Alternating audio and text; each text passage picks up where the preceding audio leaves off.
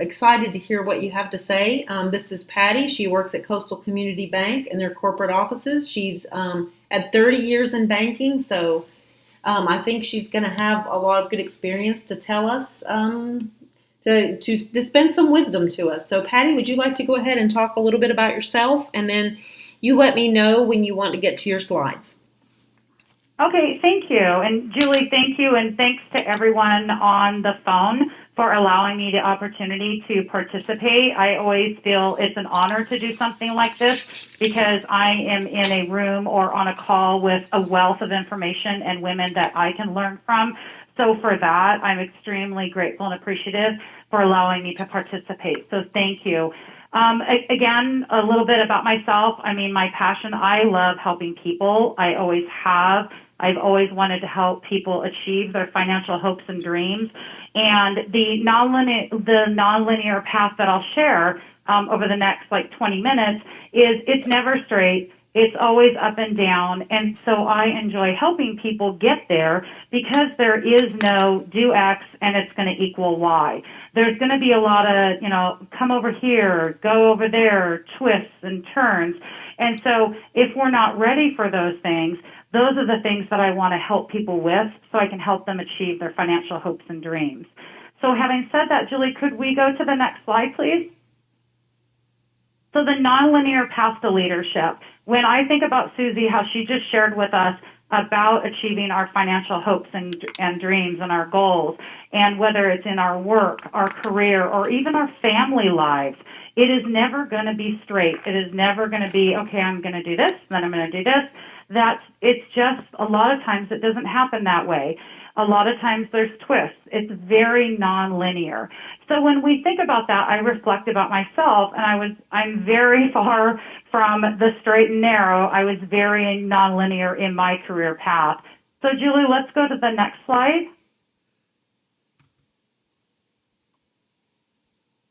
So what I would like to do is all of us to imagine, and please close your eyes with me. Once your eyes are closed, imagine you're driving to Leavenworth over Highway 2. It's early in the morning, so the air is cold, it's crisp. And the trees, you can see them, they're beautifully changing colors to orange and that bright red.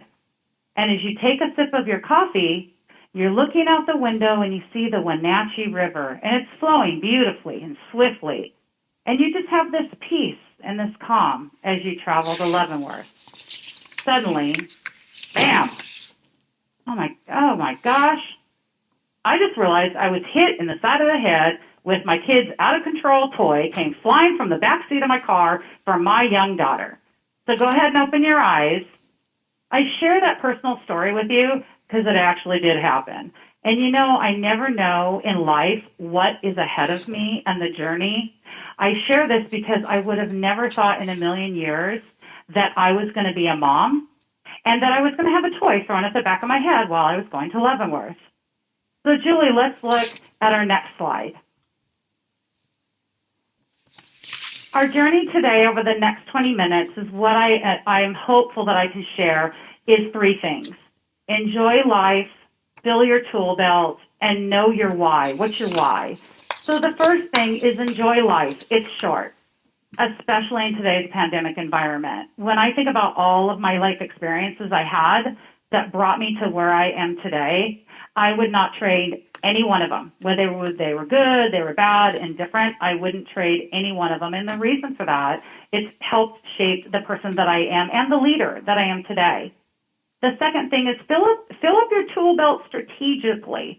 I was told on more than one occasion by my mentors and successful leaders that I need to be more well-rounded. I need to have multiple experiences and skill sets. The other pattern I noticed is when I looked at my leaders and mentors that held these positions, that they as well did not have linear paths to whether it was the C-suite or their path to leadership and success. It was far from straight. And then the last thing that's so important is know your why, know your purpose. Sometimes you feel so lost doing things, whether it's you're a mom, a daughter, a leader. It's just like, who am I? Where am I going? And, as a young leader, for me, it was like, oh, I want the title, I want the money, I'm getting the awards, like every hungry young leader in their career, or even when you're an up-and-coming mom or an up-and-coming business leader. Sometimes we lose sight of that, and that's what happened to me. However, I quickly realized if I sharpened my skills and I really honed my craft, people shared with me, I'm actually good at what I do. And I share that humbly, not arrogantly whatsoever. So what happened was I really loved helping people, helping employees. I just love when I took a step back and it's like, oh man, they just had a light bulb moment. That was wonderful. And then I also enjoy just helping people get to that next level, get that promotion. Or just more importantly, being a good listener. Everybody needs someone to listen to them. So for me, it's knowing your why, what's your purpose. And so when I thought about that, Julie, let's go to the next slide. I started asking myself, who am I? Like, what am I? I am a little bit of everything. I'm a daughter. I'm an only child. I'm a mom, a wife. I'm a friend. I'm a colleague. But you know what? I'm so much more than that. And in fact, I'm sure many of us women on the phone, it's actually overwhelming, all the responsibilities that we have and the roles that we play and the hats that we wear.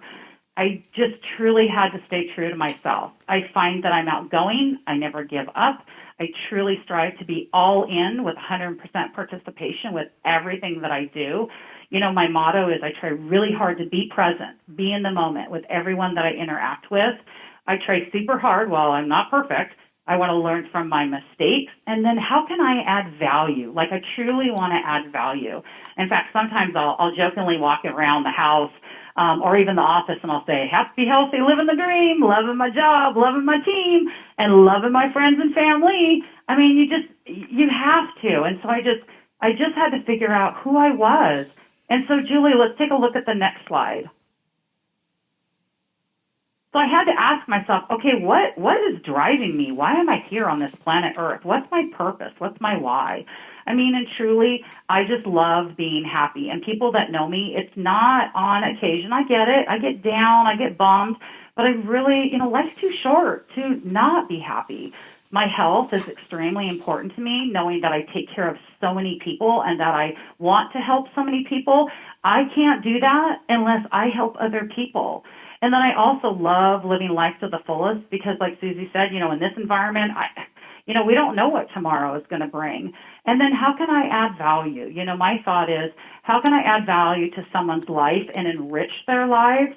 And then at the end of the day, I mean, I know it's always not unicorns and roses. I get it. But you know what? You've just got to have fun and just relax and enjoy the moment, be in the moment. So having said that, let's take a look a bit about my journey and what that looked like. So Julie, can we go to the next slide? So my nonlinear journey is just that. It was very nonlinear. And you can see they all intersect, though. So I've got three quick areas. Growing up, it was I versus we. Then over time, it was I was a manager. Then I turned into a leader. And then truly, how can I add value? So like I shared earlier, the path to leadership, it's not a straight one. It just never was. When I grew up, though, I was always told, you start at the bottom, you work hard, you work your way up, you never take a demotion, you don't take a lateral. In fact, Lord forbid you go backwards because that's bad for your career. However, that's not true. And in fact, on more than one occasion, I was super blessed by mentors and leaders. I purposely feel like people come in and out of your life for a reason.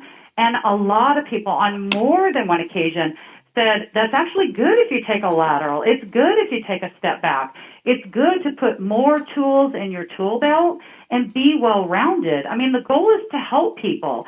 I remember at one point someone said, Patty, wow, great. It's nice you win awards, but really you want to win awards at the expense of your team? Or you don't want people to join you at the finish line and celebrate with you? Mentors at one point even said, do you think maybe you're being a little selfish? Maybe ask yourself how you can help others be successful so everybody wins with you. How can you add value to people's lives personally and professionally? So when I think about that, the I versus we, I I had to hold the mirror up, and it's like, wow, oh yeah, pay attention to me. And it's like, you know what? What about pay attention to we? We are in this together. And it can be family, it could be friends, it could be professionally. And as an up-and-coming leader, I didn't want to be a manager because I feel like there's truly a difference between a manager and a leader. I feel like managers, they do process, they tell you what to do. But leaders, they dig in, they get in there with you. And I remember at one point, I really felt I turned the table between going from a manager to a leader is because it's pretty lonely being a manager. And what I mean by that is you turn around, no one's behind you, no one's standing beside you, no one's with you cheering you on. Once you become that leader, you feel like, oh, this is all of us are together, all of us, we're winning together. And then that's when it hit me, the last piece, how can I add value? That's when I realized, you know what? It's all about giving back. It's all about how can I give versus being selfish. I want to be selflessness. I want to give back to the community I serve, the family and friends that I love so much, and then the company or the employees or even my small business, because we've got small business owners on the call, how can I help with my business? So if we take a look at the next slide, Julie, I did have to overcome challenges. And one of the many challenges that I'm sure all of us on the phone have experienced at some point in their life, their family, their friends, their career, is notice how I put myself in the middle. We have to look ourselves in the mirror. How can we either take a better look, do things differently? How can I overcome what I'm currently going through? But how can I be intentional with what I'm doing? Whether it's with my company, be intentional with my nonlinear movements, get more tools in my tool belt, whether I'm helping the customers I serve, how can I go outside of the box, think more, do more. The community, my community needs help, especially in trying times right now. What does that look like? Is there something that I can do? And then, of course, family, what that looks like. How can I help my family? And it's just the difference between being a leader and a manager. It really is different. And so how can I be better, do things differently, but overcome my challenges? And what I found was it actually was weird, meaning I thought it got just a little easier switching from I to we and kind of shifting my focus. I felt that was really, really important. So, Julie, if we go to the next slide,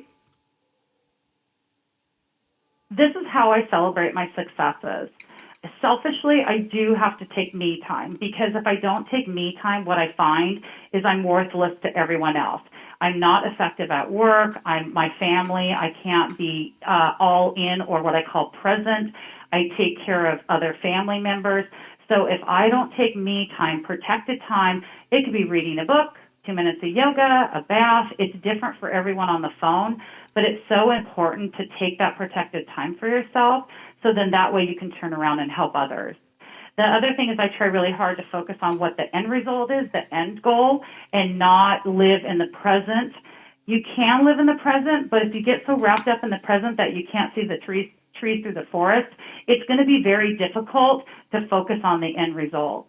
The next item is I truly try and focus on what I can control. Long time ago, I was so focused on things I couldn't control. I wanted to change things, change people, and you know what?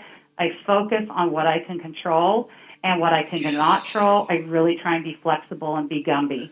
I don't give in to negativity because you know what? I don't have time. I don't know about all the ladies on the phone, but negativity just sucks it out of you. And so I try really hard to not ignore it, but how can I acknowledge it and how can I move on? And then the last one is I really try and live every day like it's my last day here. I mean, you never know, here today, gone tomorrow.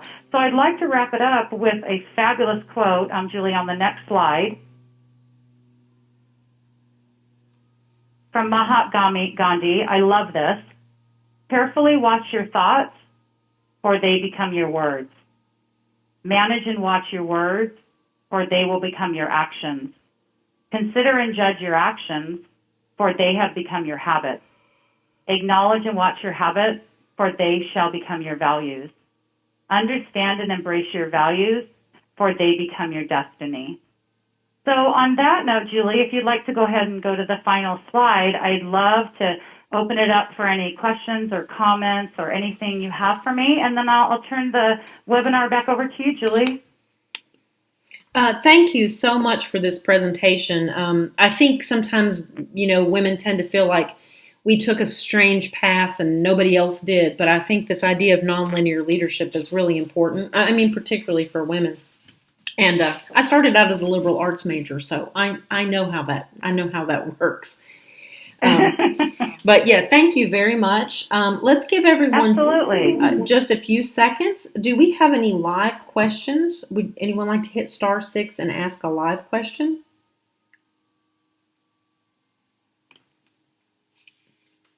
I do have a couple of online questions. Okay. The first one, it's a little bit long, so let me try to read it correctly.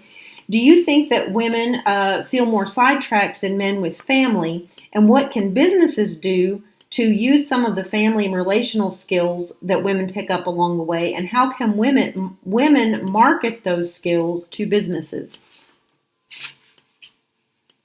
So I hear a couple questions in there, so I want to make sure I answer it correctly. I hear skills questions which would be transferable, whether it's out into the workforce as a small business owner, but also at home. And then I also hear how can I market them and what that looks like. So the first one, absolutely. I feel every skill set is transferable. It just depends on how flexible we are and we can shift. So a perfect example is I, on more than one occasion throughout my career, have hired people that are the best candidate for the job, the most qualified, but more importantly, I'm looking for someone that is pliable. Are they flexible? Sometimes they might not have specific industry experience, but they have what's called transferable skill set. They think outside of the box. They want to do things differently. They're up for the challenge. So I think what happens is a lot of women, we look at something and we put ourselves in a box. However, we shouldn't, because we have a ton of transferable skills.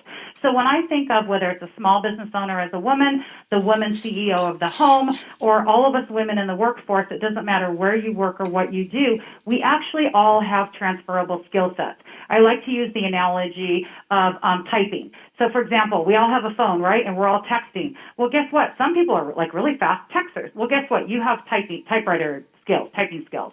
But a lot of people wouldn't think of it that way. They just say, oh, well, I text on my phone. Well, maybe you need to transfer skills into a job that you need typing skills. So sometimes we might not put those two and two together. So when we market ourselves, which I hear the second question, is I think that confidence doesn't come through and that self-doubt creeps in. So what I mean by that is, here's a perfect example with our current situation, the pandemic.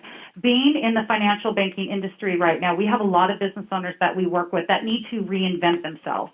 And they've done a fabulous job. So we look at the restaurant industry. And when you think of a restaurant that might be a sit-down restaurant, and let's say they've never done to-go orders, they've never done delivery orders, they've never done pickup orders. Now all of a sudden, I'm in a shared commercial kitchen, I'm doing pickups and deliveries.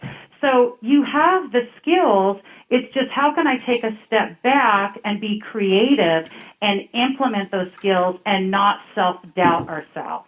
So I hope that answered her question. Yeah, I think that was a great answer. Thank you very much for that. Yeah.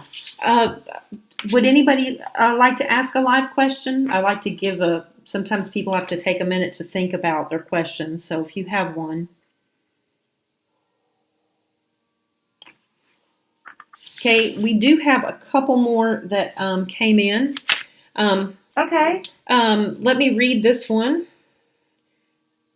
The question is, I feel a lot like you in that I love helping people, being positive and being happy, but I seem to work nowadays with many people who don't share my same positive energy. I can't exactly leave the company because I'm not with people that are like me, but have you worked somewhere that you don't have positive relationships, and how can you